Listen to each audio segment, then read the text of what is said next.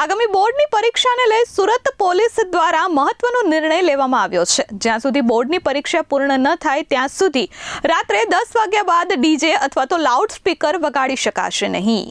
બોર્ડની પરીક્ષાને લઈ સુરત પોલીસનો મહત્વનો અને મોટો નિર્ણય સામે આવ્યો છે।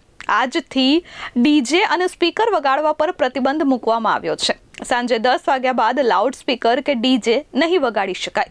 જો ડીજે કે લાઉડ સ્પીકર વગાડવામાં આવશે તો ડીજે જપ્ત કરી કાયદેસરની કાર્યવાહી કરવામાં આવશે। સાથે રાત્રે ભારે વાહનો પર પ્રતિબંધ અને હોર્ન વગાડવા પર પણ પ્રતિબંધ ફરમાવવામાં આવ્યો છે। વિદ્યાર્થીને પરીક્ષા દરમિયાન વાંચવા કે ભણવા બાબતે કોઈ તકલીફ ન પડે તે માટે આ નિર્ણય લેવાયો છે। હાલમાં લગ્નની સિઝન ચાલુ છે ત્યારે મોડી રાત સુધી ડીજે અને લાઉડ સ્પીકર વગાડવામાં આવતા હોય છે, જેને લઈ આ મહત્વનો નિર્ણય પોલીસ દ્વારા લેવામાં આવ્યો છે અને જો ઉલ્લંઘન થશે તો તેમના વિરુદ્ધ કડક કાર્યવાહી થશે। હાલમાં 10મા 12માની પરીક્ષાનો કાર્યક્રમ જાહેર થઈ ગયો છે અને બધા જ બાળકો એની તૈયારી કરી રહ્યા છે।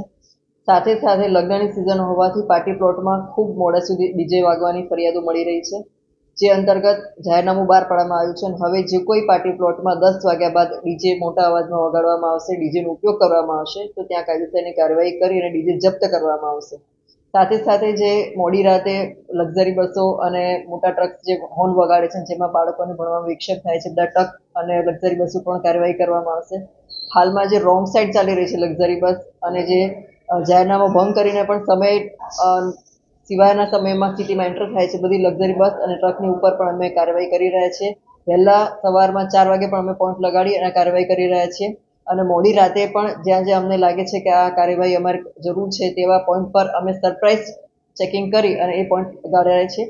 આખા સુરત સિટીમાં જ્યાં જ્યાં રોંગ સાઈડ હોર્ન્સ માટેના અમને લાગે છે કે અહીંયા ફરિયાદો વધારે આવે છે એ જગ્યા પર અમે અહીંયા પોઈન્ટ રાખી અને ટ્રાફિક પોલીસ દ્વારા કાર્યવાહી કરવામાં આવી રહી છે। Bureau report S24 news Surat.